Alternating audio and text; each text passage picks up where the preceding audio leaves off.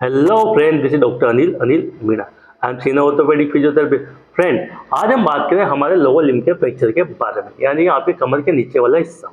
जैसे कि बात करें, जैसे कूल्हे का जोड़, जैसे बोलते हैं हम हिप जॉइंट। उसके अलावा जैसे आपकी जांघ की हड्डी, जिसे हम बोलते हैं फीमर बोन। उसके अलावा आपका नी जॉइंट, आपका घुटना।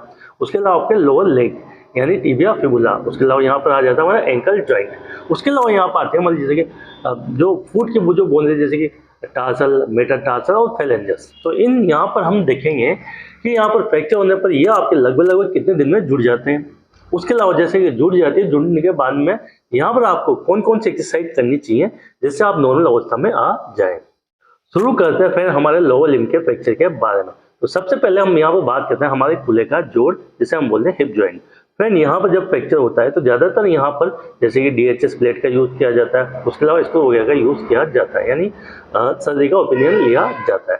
अब फ्रेंड, ये कितने दिन में जुड़ जाता है? तो फ्रेंड, आप ये मान के जब स्क्रू वगैरह लगाए जाते हैं वहां पर आपको सपोर्ट मिल जाता है, तो ये माने आपका 4 to 6 वीक में ये आपका लगभग लगभग जुड़ जाता है। उसके अलावा फ्रेंड, मैं लास्ट में आपको एक बात और बोलूंगा। ये जो टाइम पीरियड है, ये मैंने आपको जनरल आइडिया बताया। उसके अलावा जैसे इसका ऊपर जाना या फिर एक टाइम पीरियड से थोड़ा सा ठीक होना, वो किस किस फैक्टर पे डिपेंड करता है। उसके अलावा फ्रेंड, बात करें हमारी जांघ की हड्डी, जैसे कि फीमर बोन। और फ्रेंड, यहाँ पर ये डिवाइड हो जाती है जैसे अपर 1/3, मिड से और लोअर 1। फ्रेंड, यहाँ पर किस तरह का आपको फ्रैक्चर रहा, इस तरह से यहाँ पर ओपिनियन बनता है, जो कि डिसीजन होता है आपके ऑर्थोपेडिक सर्जन का।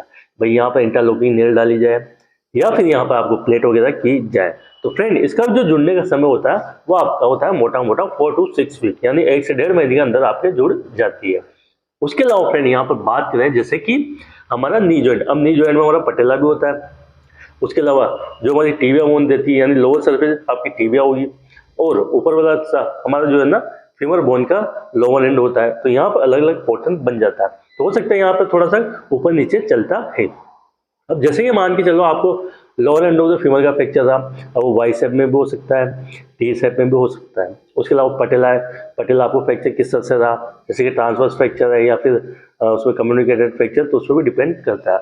उसके अलावा जो है टीबिया बोन है, टीबिया बोन का अपर एंड, तो वहाँ पर आपको किस तरह का फ्रैक्चर रहा, तो यहाँ पर वेरिएशन करता है। अब ये मान के चलिए यहाँ पर जो जुड़ने का समय रहता है, जैसे कि पटेला है 21 डेज या फिर मोटा मोटा 1 मंथ में जुड़ जाता है। उसके अलावा जैसे कि बात करें lower end of the finger और अपर एंड ऑफ द टिबिया, यहाँ पर फ्रैक्चर हो सकता है, तो यहाँ पर हो सकता है आपको 1 से 1.5 महीने का समय लगे, यानी 4 to 6 वीक का आपको समय लगे। अब फ्रेंड, बात करें जैसे हमारे लोअर लेग, यानी हमारे जो टिबिया फिबुला होती है वो बीच में सिर्फ क्रैक हो सकती है, टिबिया भी हो सकती है, साथ में फिबुला भी हो सकती है। अब यहाँ पर हो सकता है आपको नेल की जाए या फिर यहाँ पर आपको प्लेटिंग वगैरह की जाए। अब यहाँ पर एक और सवाल बन जाता है कि बहुत से लोगों के सवाल होते हैं कि सर, जो मेरी टिबिया बोन का फ्रैक्चर हुआ था वो साथ में फिबुला बोन का फ्रैक्चर हुआ, तो टिबिया बोन तो मेरी उन्होंने प्लेट कर दी, लेकिन मेरे फिबुला बोन पर उन्होंने ध्यान नहीं दिया। तो फ्रेंड, यहाँ पर जो हमारा जो वेट आता है वो मैक्सिमम कहाँ पे आता है, आपका टीबिया वाली बोन पे। तो यहाँ पर जरूरी नहीं है कि आपको उसकी भी सर्जरी करना जरूर है, किस बोन की, फिबुला बोन की। तो फ्रेंड, यहाँ का जो टाइम पीरियड होता है, तो यहाँ का अगर भी मान लो अगर कंजर्वेटिव मैनेजमेंट लिया जाता है तो इसमें आपको समय लगता है, जैसे कि हो सकता है आपको 2 मंथ का समय लग जाए, हो सकता है 3 मंथ का समय लग जाए।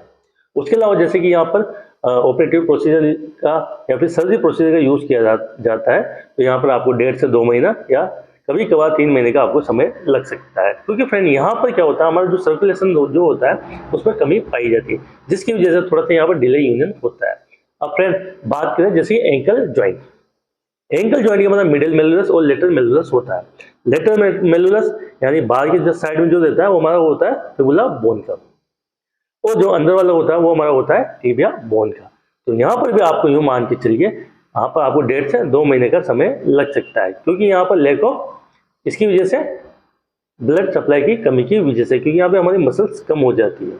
हालांकि यहाँ पर ज़्यादातर जो ओपिनियन होता है, यहाँ पर इसको वगैरह का यूज़ किया जाता है। उसके अलावा आपको ऑर्थोपेडिक सर्जन देखते हैं भाई किस तरह से किया जाए, वो डिसीजन उनका होता है, जो कि फ्रैक्चर को देखने के आधार पर। उसके अलावा फ्रेंड, बात करें जैसे कि हमारी फुट की, जैसे टेलस बोन, आपके कैल्किनियम बोन, अगर मेटाटार्सल बोन, तो यहाँ पर ये कितने दिन में जुड़ जाती है। तो फ्रेंड, इन सभी के सेपरेट वीडियो बने हुए हैं, जिन्हें का लिंक मिलेगा आपको डिस्क्रिप्शन बॉक्स में, जहाँ से आप उन्हें देख सकते हैं। उसके अलावा फ्रेंड, जब हड्डी आपकी जुड़ चुकी है तो उसके अलावा आपको कौन कौन सी एक्सरसाइज करनी चाहिए, यानी हड्डी जुड़ने के बाद, या फिर उस समय भी आपको कौन सी एक्सरसाइज करें जब आपकी हड्डी नहीं जुड़ी है या आपको प्लास्टर वगैरह कर दिया गया, जब आपको कौन कौन सी एक्सरसाइज करनी है तो उनके भी लिंक मिलेंगे आपको डिस्क्रिप्शन बॉक्स में। उसके अलावा फ्रेंड आप देखना चाहते हैं भाई हमारा अपर लिम है, अपर लिम में जैसे कि मेरे हैंड बोन होगी, या मेरे फोर आर्म बोन होगी, शोल्डर बोन होगी, या फिर हमारा एल्बो जॉइंट हो गया, तो ये फ्रैक्चर कितने दिन में जुड़ जाते हैं तो इनके लिंक में मिलेंगे आपको डिस्क्रिप्शन बॉक्स में। एक्सरसाइज कौन कौन सी करनी चाहिए वो भी आपको डिस्क्रिप्शन बॉक्स में मिल जाएगी, और साथ में फ्रैक्चर कितने दिन में जुड़ते हैं वो भी आपको डिस्क्रिप्शन बॉक्स में मिल जाएगा। अब फ्रेंड यहाँ पर ध्यान देने वाली बात ये है कि जो मैंने आपको समय बताया एक आइडियल टाइम था, भाई इस बीच में आपकी लगभग हड्डी जुड़ जाती है। अगर फ्रेंड ये टाइम आपका बढ़ रहा है तो इट मीन्स हो सकता है कहीं ना कहीं आपको रिस्क फैक्टर हो, या तो हो सकता है आपको एनवायरमेंट फैक्टर हो, या फिर आपको इन्फेक्शन हो चुका हो, आपकी बॉडी का CRP ESR हो गया जो इंडिकेट करते हैं हमारे इन्फेक्शन को, तो हो सकता है वो बड़ा हो। उसके अलावा ये भी हो सकता है कि आपको सर्दी के दौरान किसी भी तरह का इन्फेक्शन हुआ हो जिसकी वजह से डिलीजन हुआ है। उसके अलावा आपका एज फैक्टर वहाँ पर डिपेंड करता है। जैसे ये बात करें बच्चों में हड्डियाँ जल्दी जुड़ती है, यूथ में समय के अनुसार हड्डियाँ जुड़ती है, ओल्ड एज में बात करें तो थोड़ी सी हड्डियाँ जुड़ने में समय लगता है।